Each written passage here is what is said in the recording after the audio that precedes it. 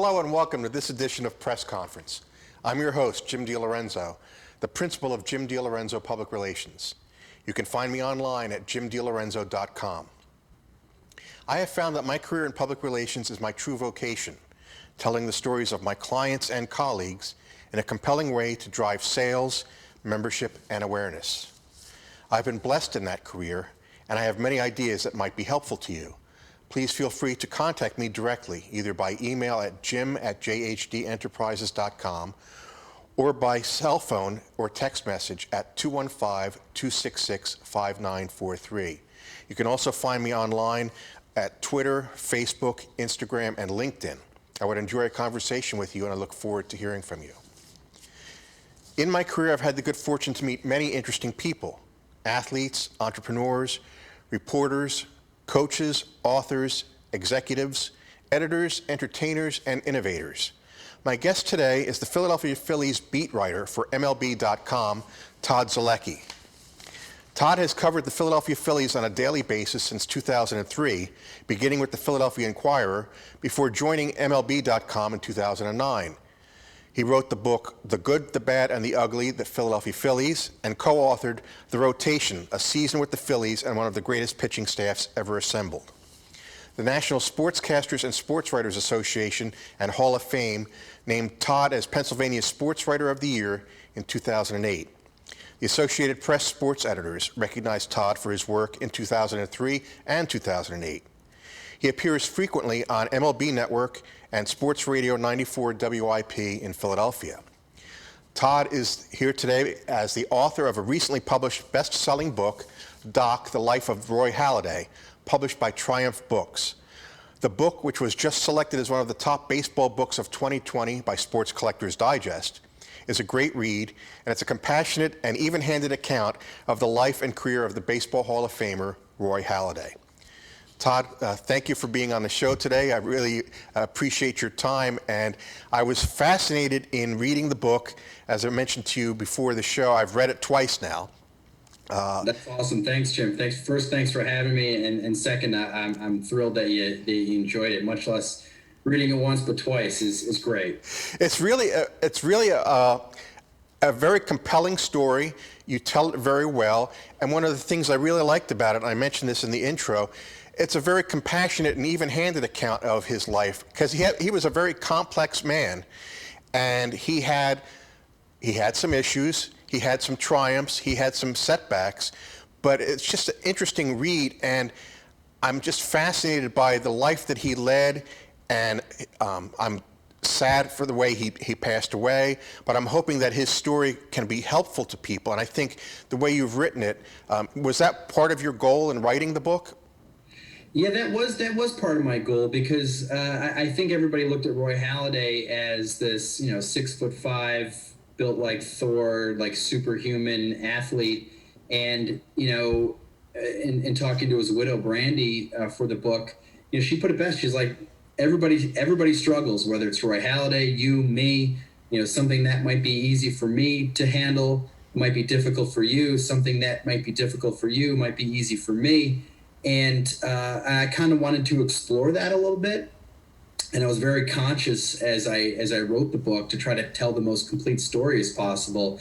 I told Brandy as I started, I said, I'm not looking to write a salacious tell-all book about the final years of Roy's life and the day that he died. He did a lot of great things. He impacted a lot of people in a lot of very positive ways. And I wanted to tell that story as well, because I think that story is very, very important.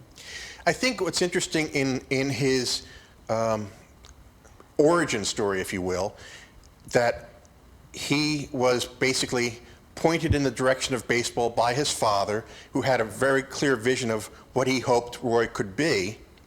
And Roy, as a young man, kept at it, worked at it, concentrated on it, made it his life, and there's a point in the book and in his life where he experiences a failure, and Brandy, I think, says that he had never experienced failure before, so he didn't know how to respond to it.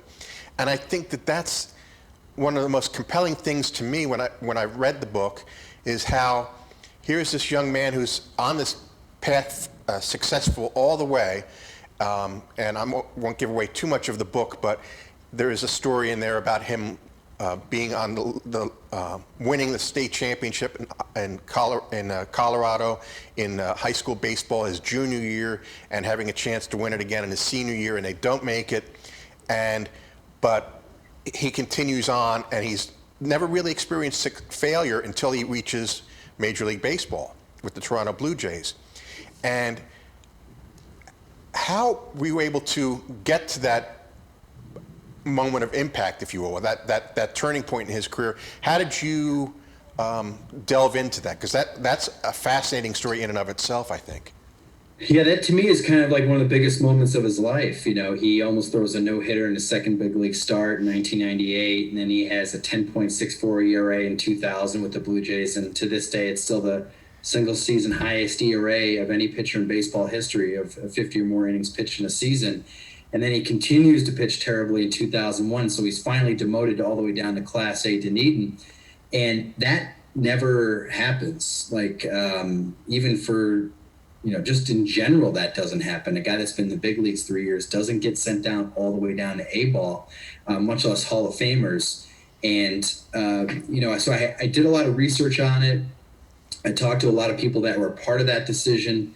And then, of course, I talked with Brandy, who was, had the most personal of conversations with Roy at that time. And as he expressed his doubt and his concerns and his fears and and how he kind of slowly decided and made up his mind that I'm going to build myself back up and not feel this way anymore.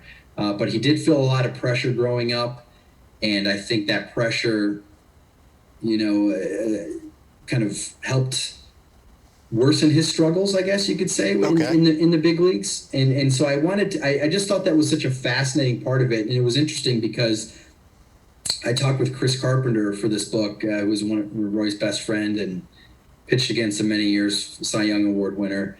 And as I was wrapping up my interview with Chris Carpenter, I said, anything else you think I didn't ask you or that I should really stress? He's like, I don't think people really appreciate how far he fell to get back to where he was. He's like, I don't think people really truly understand how down he was and how out he was and how close it was to how close he was to ending it all in terms of his baseball career. Sure. And I was like, okay, so I'm on the right path here. Yeah. Because that also stuck out to me.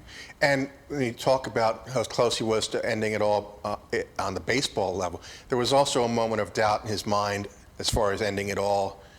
I think you describe in the book that he talked about jumping out of the building or his apartment. And he was he was talking with Brandy in his apartment after he got sent down. He's like, I would jump out of this building with my luck, I'd only break my leg and I'd still have to go to work tomorrow. That's how down he was, because he, again, like you think about this guy was Superman growing up, high school, early in the minor leagues. He was always a top 100 baseball prospect in Baseball America. Like I said just a couple moments ago, he almost threw a no-hitter in his second big league start. Yeah. He was like, this guy can't miss. Like everybody expected him to be the next Pat Henkin, the next Roger Clemens, the next Dave Stieb for the Blue Jays. And meanwhile, in his head, he's sitting there going, oh my God, I don't know if I can do this. I don't know if I can do this. And, and then when you ultimately fail, and you fail really in an embarrassing way, it's not like you got sent down to AAA to iron some things out. You get sent down to A-ball, and you're Roy Halladay. That's pretty embarrassing, and he was embarrassed by it. Yeah, and again, that's all of baseball is watching at that point. Everybody has seen him, and even in the pre-Twitter days, he was still the talk of baseball, and then all of a sudden he's off the radar. He's down in Single A, and he struggled there for a while too, as I recall. Yeah, he didn't pitch that well down there. I think he had like an ERA in the 4s or the high 3s. And you say, well, high 3s, low 4s, that's really not that bad. But when you've been in the big leagues for 3 years, you should be going down there and dominating, almost not giving up any hits at all. And he just wasn't doing anything good. And so, they ended up promoting him to Double-A he thought it was a promotion, but really they sent him there to work with this guy, Mel Queen, who's kind of like the Blue Jays' Mr. Fix-It. Sure. He basically tore down Roy's pitching mechanics, tore him down emotionally, mentally, and then basically reconstructed him in Tennessee. And from there, everything kind of clicked. And I also think it's interesting, you mentioned in the book the coincidence or the blessing, depending upon which way you look at it, and how your philosophy is, of Brandy finding Harvey Dorfman's book when she went out to buy some self-help books for Roy during his moments of crisis. She said, I'm going to go to the bookstore and get some books for him, and she falls upon Harvey Dorfman's book, and just as it's described in your book, she says, oh, I'll pick this one up too, just for the heck of it. Yeah, that's exactly what it was. She's like, people actually need this stuff. Like she almost kind of laughed. She said when she saw the book, she's like, this is hilarious. Like, I can't believe there's actually a market for the mental ABCs of pitching. That sounds so insane to me, because how many people pitch, much less need a book about how the mental side of pitching. But she picked up the book, and Roy said he started thumbing through it. And then later in his career, might have even been in an interview after his playing career, he said, he picked up the book, and he said he felt like Harvey Dorfman had been following him around his entire life, and that kind of recording his innermost thoughts, his behaviors on the field and off the field, and it really struck a chord with him. He's like, wow, I think that I have all these negative thoughts running through my head when I pitch. Wow, I don't really have any rhyme or reason in the way I prepare for a start.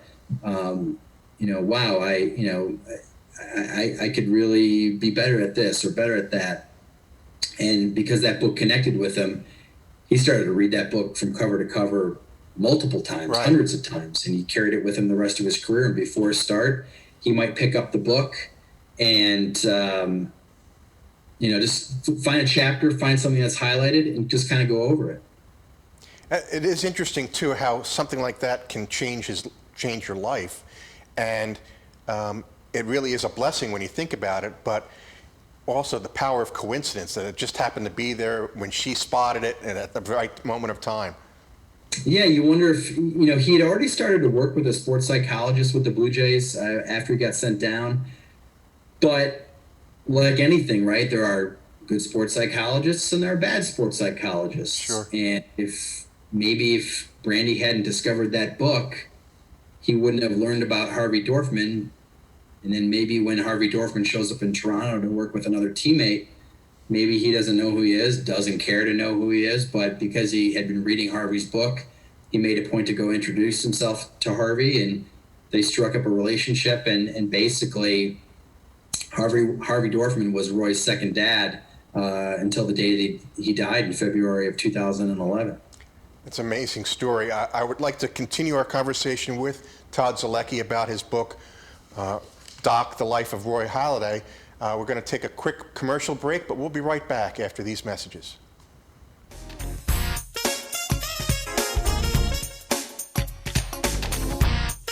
Why buy local? When you shop with local businesses, you're spending your money on more than just the item you're buying. You're adding a building block to your neighborhood. It starts with a single purchase, maybe a cup of coffee, groceries from a local co-op, or even a shiny new bicycle from one of the nearly 28 million small businesses nationwide. Your money doesn't stay in the till for long though. Local business owners use the money to create a lot of economic activity in your neighborhood, like buying from suppliers, many of whom are also local businesses, paying taxes to the city, which builds and maintains the infrastructure we all rely on, employing local workers, contributing to 65% of the net new jobs each year. Add this all together and you've got a recipe for a happier, healthier, more connected neighborhood. Now that's an investment worth making.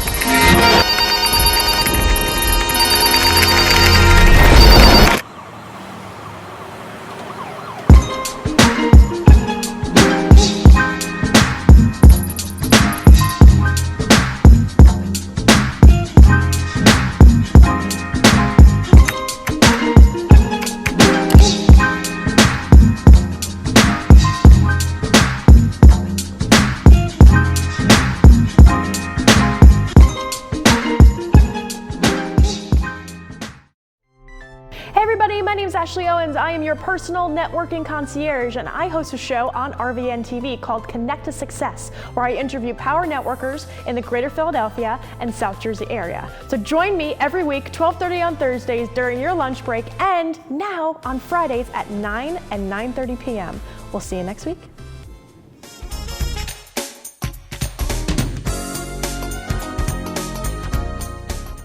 Welcome back to Press Conference. I'm Jim DeLorenzo, your host, and we're talking to Todd Zolecki of MLB.com, the Philadelphia Phillies beat writer, on his new book, Doc, The Life of Roy Halladay, which is now available in bookstores, online, and you can also get it at Todd Zolecki's website, bytoddzolecki.com, bytoddzolecki.com, and the book is for sale there with some special holiday promotions as well.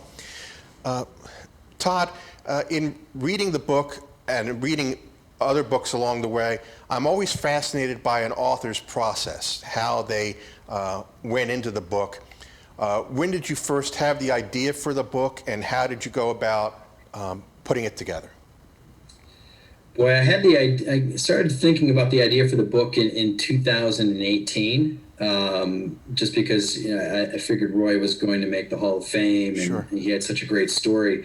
Again, not only because of his struggles playing career, but the fact that he wanted to kind of continue Harvey Dorfman's work after his playing career. And so I wanted to tell that part of the story as well. And so I started thinking about it in 2018, talked to Triumph Books, my publisher, and just kind of move forward from there. And then after that, it's just like, you're trying to talk to as many people as possible and trying to paint as accurate of a picture of the events of Roy's life as possible, without, of course, Roy being there to tell his own story. But I was always very mindful of,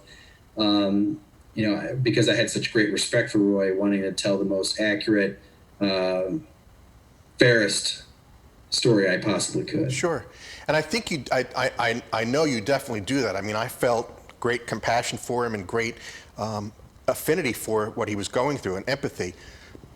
One of the things I'm fascinated by, too, when we talked about this the other day, is how you were able to get some of the quotes and some of the background material.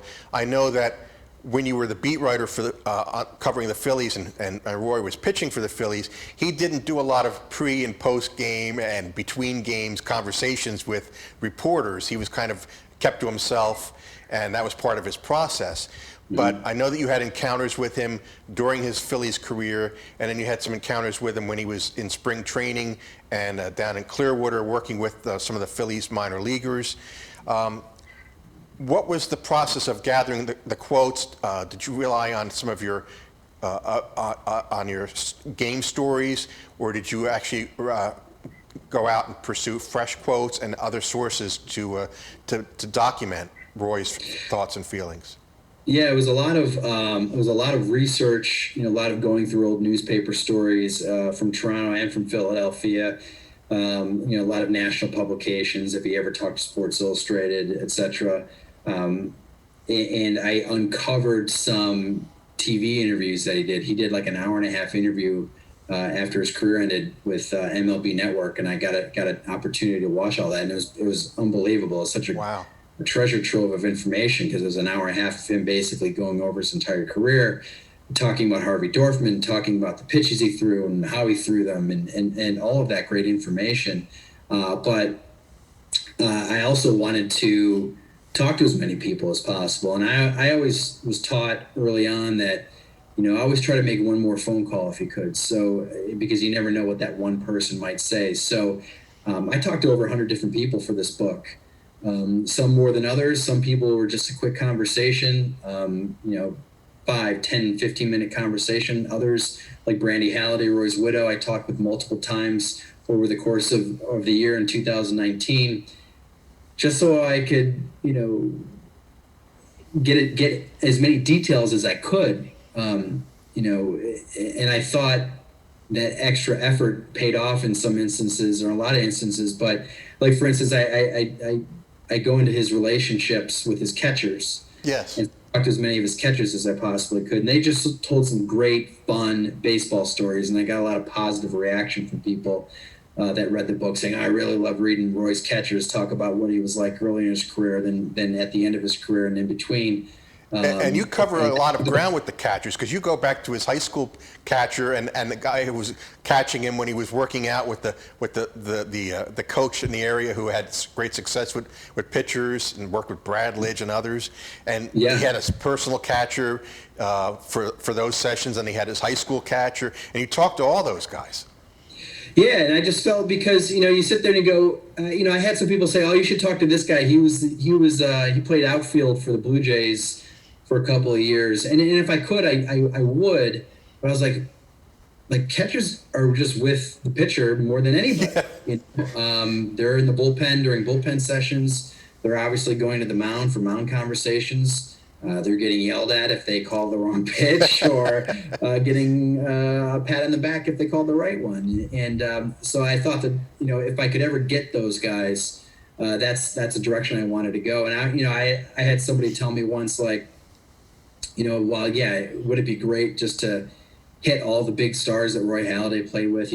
Chase Utley, Jimmy Rollins, Carlos Delgado, whomever, Scott Rowland with the Blue Jays, right?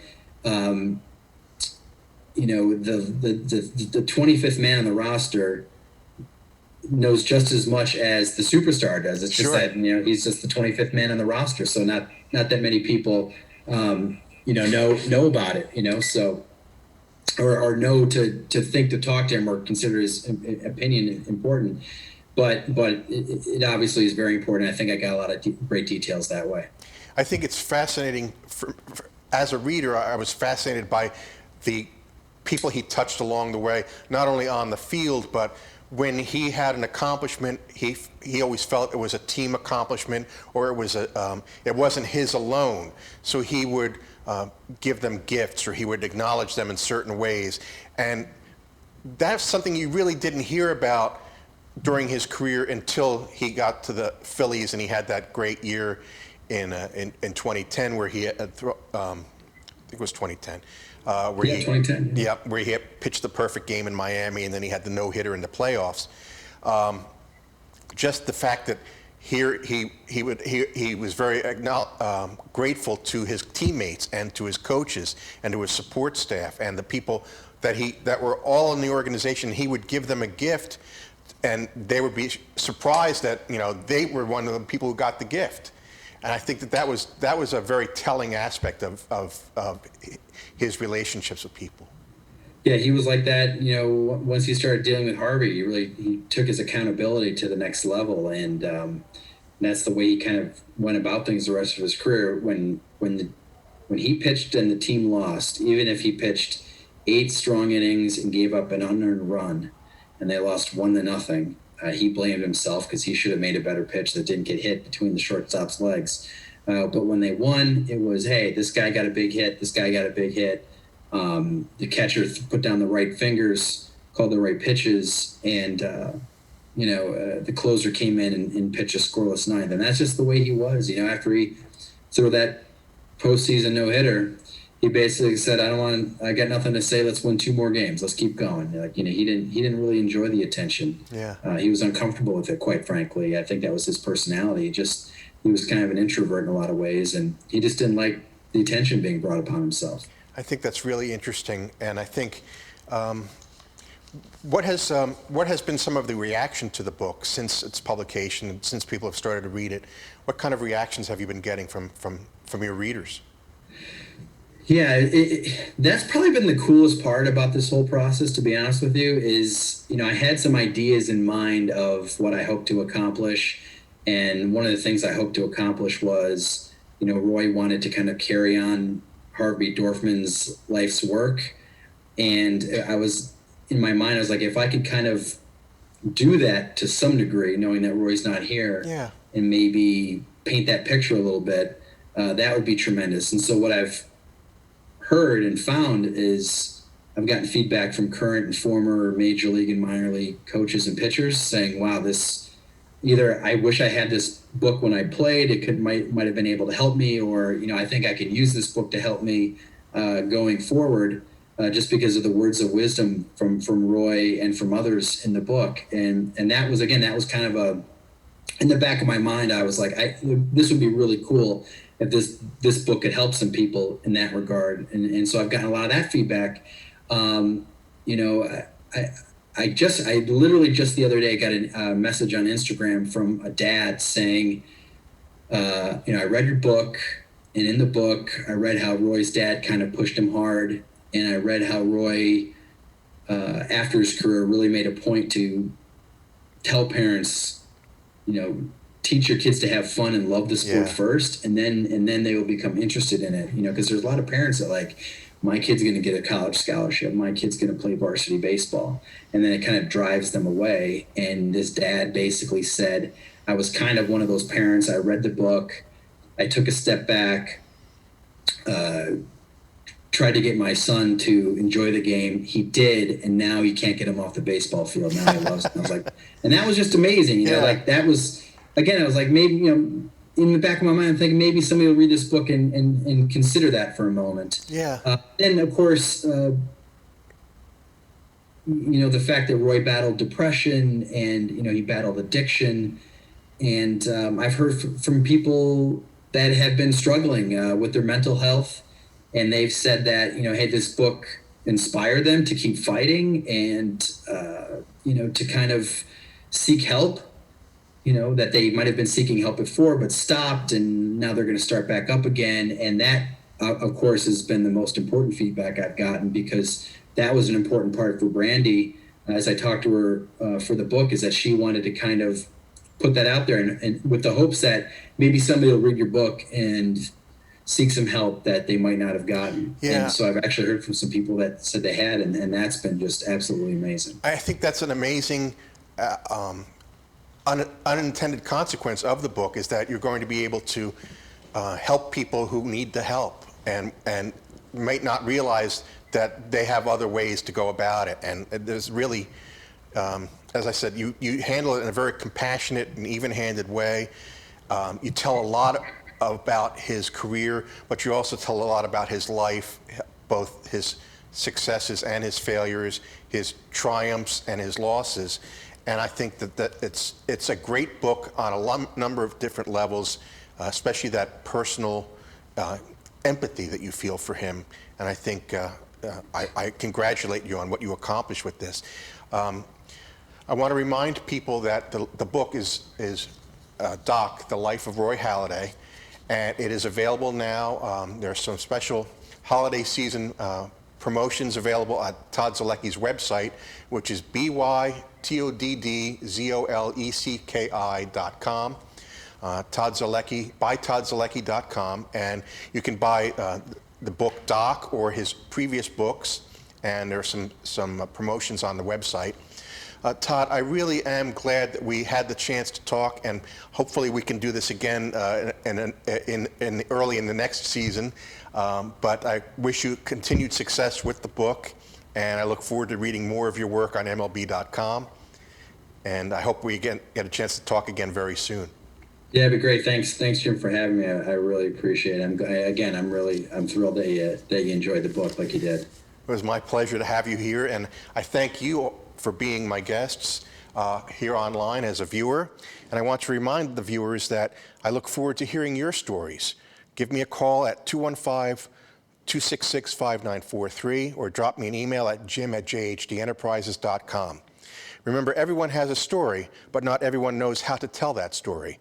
Thank you for watching. We'll see you all again very, very soon.